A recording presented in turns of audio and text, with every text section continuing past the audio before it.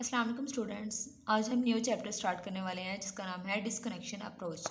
Disconnection basically क्या होता है कि किसी भी मॉलिक्यूल को उसको टुकड़ों में तोड़ना या डिवाइड करना और कंपोनेंट छोटे छोटे बना देना। इसका मतलब होता है इसको डिस्कनेक्ट कर दिया है तो इसको हम डिस्कनेक्शन अप्रोच कहते हैं। जैसे एक प्रोडक्ट हमारे पास है, प्रोडक्ट को हमने रिएक्टेंट में चेंज करना है। बेसिकली हम केमिस्ट्री में तो ऐसे रिएक्शन करते हैं ना कि हम रिएक्टेंट हमें मिलता है और हम उसको प्रोडक्ट में तब्दील करते हैं, लेकिन डिस्कनेक्शन को हम इसका दूसरा नाम होता है रेट्रोसिंथेसिस।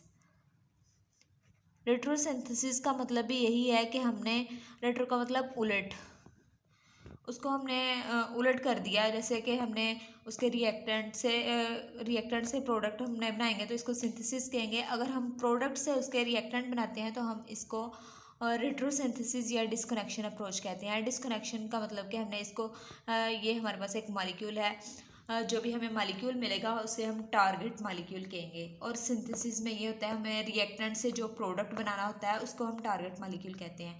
और डिस्कनेक्शन अप्रोच या रेट्रोसिंथेसिस में हमें ये टारगेट मॉलिक्यूल मिलेगा और हमने इसको डिस्कनेक्ट करना होता है कहीं से, और इसके मॉलिक्यूल के जो कंपोनेंट बनते हैं, इसको एक के ऊपर नेगेटिव चार्ज होता है और एक के ऊपर पॉजिटिव चार्ज होता है। नेगेटिव और पॉजिटिव चार्ज जो होते हैं इनको हम सिंथोन्स कहते हैं। सिंथोन्स जब बाद में किसी भी जो नेगेटिव या पॉजिटिव वाले के साथ रिएक्ट करके और पॉजिटिव या नेगेटिव वाले के साथ रिएक्ट करके स्टेबल हो जाते हैं, एक मॉलिक्यूल बन जाता है, तो उसको हम सिंथेसिस इक्विवेलेंट कहते हैं। अब हमारे पास मिसाल के तौर पर ये एक टारगेट मॉलिक्यूल है। टारगेट मॉलिक्यूल इसको हमने यहाँ से डिस्कनेक्ट कर दिया और ये स्पेसिफिक एरो हम यूज़ करते हैं सिर्फ डिस्कनेक्शन के लिए। जब भी हमने डिस्कनेक्शन करनी है तो हमने ये वाला एरो यूज़ करना है। तो फिर ये जब हमने इसकी डिस्कनेक्शन की, एक के ऊपर नेगेटिव चार्ज आ गया और एक के ऊपर पॉजिटिव। हमें पता है कि ऑक्सीजन हाईली नेगेटिव, इसकी इलेक्ट्रोनेगेटिविटी ज़्यादा है, इसलिए इसके ऊपर नेगेटिव चार्ज आएगा। और जब हम इसको मतलब स्टेबल करेंगे, किसी भी पॉजिटिव के साथ रिएक्ट करेगा तो हम ये ऐसे बन जाएगा। अब जब भी हमने डिस्कनेक्शन करनी है तो हमारे पास ये जो सिंथोन्स बनेंगे, ये सिंथोन्स बाद में रिएक्ट करके टारगेट मॉलिक्यूल नहीं बना सकते। ये ऐसे नहीं हो सकता कि ये इसके साथ रिएक्ट करेगा, सॉरी यहाँ पे ये नहीं था ना बॉन्ड, यहाँ पे ही पॉजिटिव चार्ज इसके आ जाएगा। इस कार्बन के ऊपर नेक्स्ट यहाँ पे कोई कार्बन नहीं है, तो जब भी ये रिएक्ट करेंगे पहले ये खुद रिएजेंट बनेंगे, मतलब ये नेगेटिव पॉजिटिव के साथ रिएक्ट करके ऐसे बनेगा और ये पॉजिटिव नेगेटिव के साथ रिएक्ट करके ऐसे बनेगा, ये रिएजेंट बनेंगे। उसके बाद वो नेक्स्ट अपने वो कर सकते हैं, ये रिएजेंट है। इसके बाद वो जब रिएक्शन करेंगे तो अपना टारगेट मॉलिक्यूल बनाएंगे, अदरवाइज ये सिंथोन्स आपस में रिएक्ट करके नहीं बना सकते। अब डिस्कनेक्शन करने के लिए हमें कुछ गाइडलाइंस को फॉलो करना पड़ेगा, जिससे हमें पता चलेगा कि हमने डिस्कनेक्शन करनी कैसे है, कहाँ से हमने डिस्कनेक्ट करना है मॉलिक्यूल, क्योंकि हमारा सही रिएक्टेंट जो है दोबारा सिंथेसिस हमारी सही तरह हो सके। डिस्कनेक्शन करने के लिए हम सबसे पहले कार्बन और हेट्रोएटम, इन दोनों की मतलब समझते हैं कि इन दोनों को डिस्कनेक्ट करना है हमने। तो सबसे पहली गाइडलाइंस है disconnection must correspond to known reliable reaction. इसका मतलब क्या है कि हमने जब किसी भी मॉलिक्यूल को डिस्कनेक्ट करना है तो उसके जो, जैसे कि हमने इसको डिस्कनेक्ट किया है, तो उसके ऐसे सिंथोन से ऐसे रिएजेंट उसके बनने चाहिए कि वो दोबारा टारगेट मॉलिक्यूल बना सकें। ये ना हो कि अब हमें दोबारा कैसे बनेंगे, मतलब ये रिएजेंट जो हैं वो दोबारा टारगेट मॉलिक्यूल बना सकें। इस तरह की हमने गाइडलाइंस यही है कि वो जो रिएक्शन है वो रिलायबल हो। अब हमें कैसे पता चलेगा कि हाँ ये रिएजेंट जो है दोबारा टारगेट मॉलिक्यूल बना सकते हैं कि नहीं, ये हमें दिमाग से सोचना पड़ेगा। इसके लिए हम एक मॉलिक्यूल लेते हैं,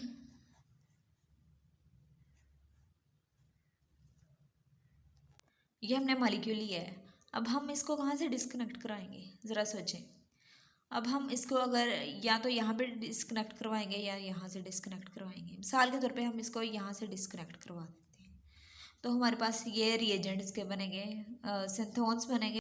अब देखेंगे ये जो सिंथोन्स बन गए हैं ये आपस में रिएक्ट करेंगे, तो ये हमारी बहुत बुरी चॉइस है कि हमने जो इसकी डिस्कनेक्शन करवाई है वो बेंजीन रिंग मतलब के जो रिंग है उसके और हेटेरो एटम के दरमियान वाले बॉन्ड तोड़ा है। ये वाली डिस्कनेक्शन बिल्कुल गलत है, कभी भी हमने ऐसे डिस्कनेक्ट नहीं करवाना।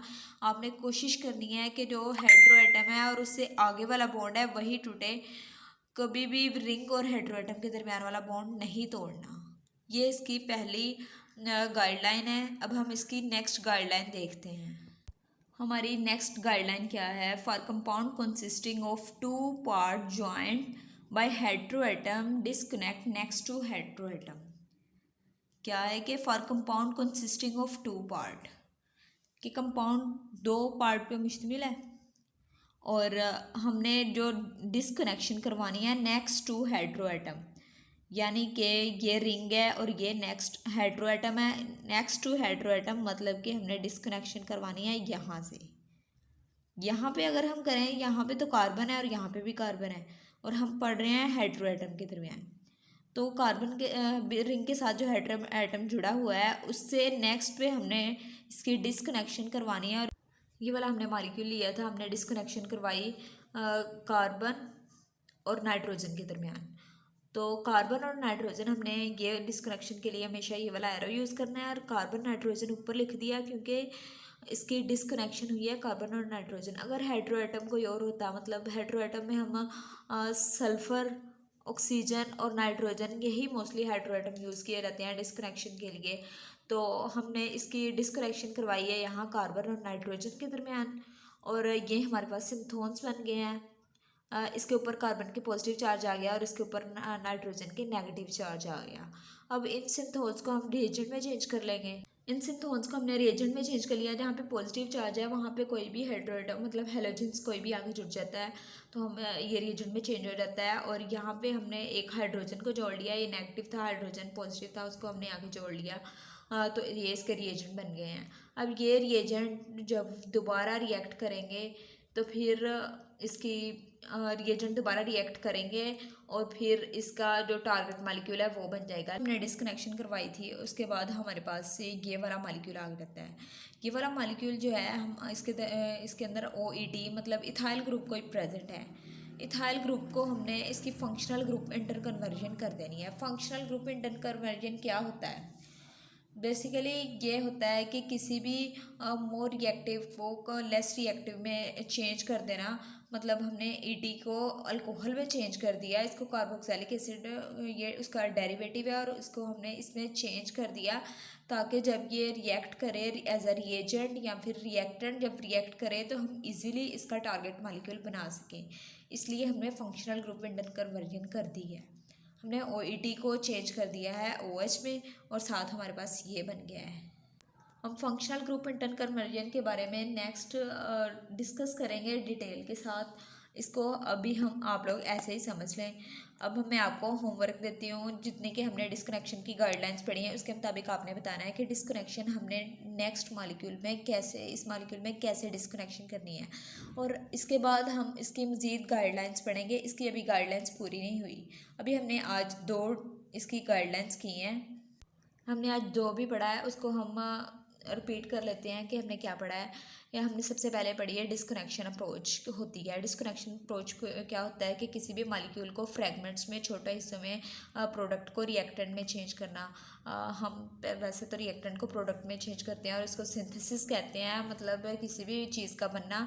लेकिन अगर हम प्रोडक्ट से रिएक्टेंट बनाते हैं तो हम इसको रेट्रोसिंथेसिस कहते हैं। हम किसी टारगेट मॉलिक्यूल वो होता है कि जिसको हमने मतलब प्रोडक्ट होता है जिसको हमने डिस्कनेक्ट करना होता है, वो टारगेट मॉलिक्यूल होता है। उसको हमने किसी भी जगह से मतलब गाइडलाइंस के मुताबिक इसको डिस्कनेक्ट करके इसको तोड़ के दूसरे छोटे हिस्सों में तकसीम करना, फ्रैगमेंट्स में तकसीम करना होता है। और फ्रैगमेंट्स में जब हम तकसीम करते हैं तो इसके ऊपर एक के नेगेटिव चार्ज आ जाता है और एक के पॉजिटिव चार्ज आ जाता है। अब नेगेटिव और पॉजिटिव चार्ज वाले को हम इसको कहते हैं कि सिंथोन्स।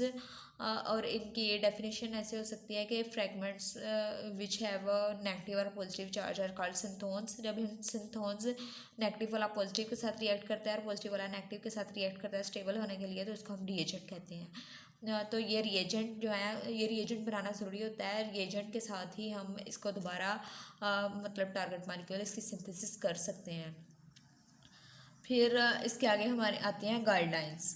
गाइडलाइंस, पहली गाइडलाइंस क्या थी कि disconnect must correspond reliable reaction, के रिलायबल रिएक्शन होना चाहिए, एक अच्छा रिएक्शन होना चाहिए, ऐसा रिएक्शन हो कि जिससे हम रिएजेंट से दोबारा टारगेट मालिक्यूल बना सके। ये ना हो कि हम ऐसे डिस्कनेक्ट कर दें कि दोबारा वो मालिक्यूल बनेगा ना। जैसे हमने इसको डिस्कनेक्ट किया है, कार्बन और ऑक्सीजन के दरमियान वाला बॉन्ड है, डिस्कनेक्ट कर दिया, वो भी रिंग वाला रिंग को डिस्कनेक्ट किया है। तो ये एक बैड चॉइस थी, ये ऐसे आपने कभी भी डिस्कनेक्शन नहीं करनी है। फिर दूसरी गाइडलाइंस ये थी कि जब भी हमने डिस्कनेक्शन करनी है तो नेक्स्ट टू हेट्रोएटम, जैसे कि रिंग के आगे हेट्रोएटम लगा है, यहाँ से डिस्कनेक्शन करनी है, कभी भी यहाँ से डिस्कनेक्शन नहीं करनी।